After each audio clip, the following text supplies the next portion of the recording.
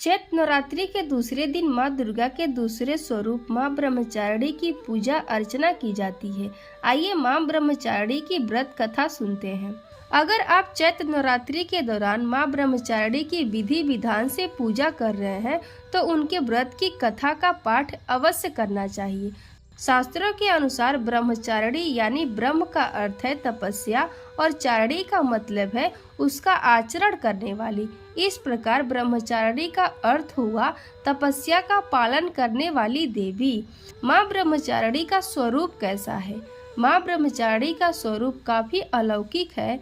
माँ शांत अवस्था में तप में लीन है। तपस्या के कारण उनके मुख में तेज है। माँ के दाहिने हाथ में अक्षमाला और बाएं हाथ में कमंडल धारण किया हुआ है। पूर्व जन्म में ब्रह्मचारिणी देवी ने पर्वतों के राजा हिमालय के घर पुत्री के रूप में जन्म लिया था। साथ ही नारद जी के उपदेश से भगवान शिव को पति रूप में प्राप्त करने के लिए घोर तपस्या की थी। इस कठिन तपस्या के कारण इन्हें ब्रह्मचारिणी नाम से जाना गया।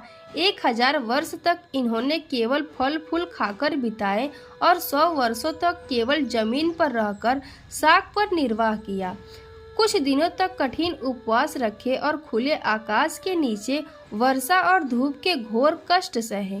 3000 वर्षों तक टूटे हुए बिल्व पत्र खाए और भगवान शंकर की आराधना करती रहीं। इसके बाद तो उन्होंने सूखे बिल्व पत्र खाना भी छोड़ दिया। कई हजारों तक निर्जल और निराहार रहकर तपस्या करती रहीं। पत्तों को खाना छोड़ देने के कारण ही इनका नाम अर्पणा नाम पड़ गया। कठिन तपस्या के कारण देवी का शरीर एकदम क्षीण हो गया। देवता, ऋषि, सिद्धगण, मुनि सभी ने ब्रह्मचारिणी की तपस्या को अभूतपूर्व पुण्यकृत बताया, सराहना की और कहा कि हे देवी, आज तक किसी ने इस तरह की कठोर तपस्या नहीं की। यह आपसे ही संभव थी। आपकी मनोकामनाएं परिपूर्ण होंगी और भगवान चंद्रमौली शिव जी तुम्हें पति रूप में प्राप्त होंगे। अब तपस्या छोड़कर घर लौट जाओ। जल्द ही आपके पिता आपको लेने आ रहे हैं।